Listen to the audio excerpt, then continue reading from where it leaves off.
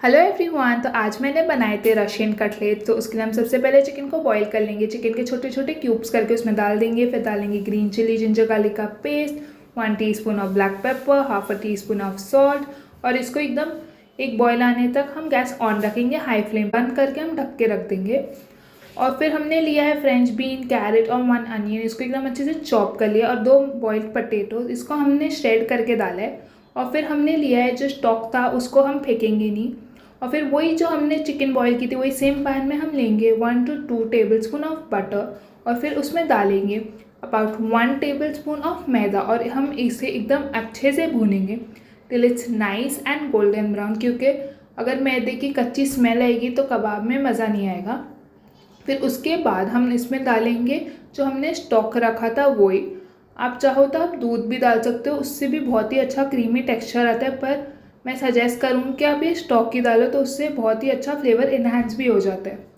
फिर हमने डाला है हाफ कप के अराउंड मैंने ये वाटर डाला था। और इसको एकदम अच्छे से स्मूथ कर लेना है। तो मैंने एक विस्क की मदद से कर लिया था, बहुत ही आसानी से हो जाता है। और इसको हम जब तक पकाएंगे जब तक एकदम थिक ना हो जाए। फिर जो हमने हमारी चिकन बॉईल की थी उसको श्रेड करके डाल देंगे। और फिर ये जो हमने सॉस बनाया था वो भी डाल देंगे। और इसको हम एकदम अच्छे से मिक्स कर लेंगे। आप एक बार चख के देख सकते हो आप फ्लेवरिंग्स। आपको अगर कम तीखा चाहिए तो आप ब्लैक पेपर भी स्किप कर सकते हो। पर मैंने डाला है 1 टीस्पून ऑफ ब्लैक पेपर और half a teaspoon of salt. और मैंने मोज़रेला चीज़ भी डाली थी अबाउट 1 to 2 टेबलस्पून। ये बिल्कुल ऑप्शनल है।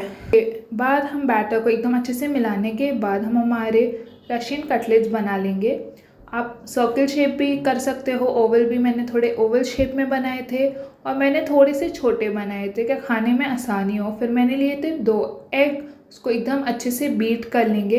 और फिर मैंने ली थी रोस्टेड सेवई एकदम बारीक वाली, ये लेना प्रेफरेबल है। फिर मैंने हमारे जो कबाब थे उसको फ्रीज़ भी कर लिया था फॉर 10 to 15 मिनट्स, क्या वो एकदम अच्छे से शेप पकड़ ले। फिर उसके एग के बाद मैंने डाले थे सेवई में और फिर कर दिया था इन्हें एकदम अच्छे से डीप फ्राई। और फिर हमारे कबाब रेडी है। Enjoy, like, share and subscribe. Thank you for watching.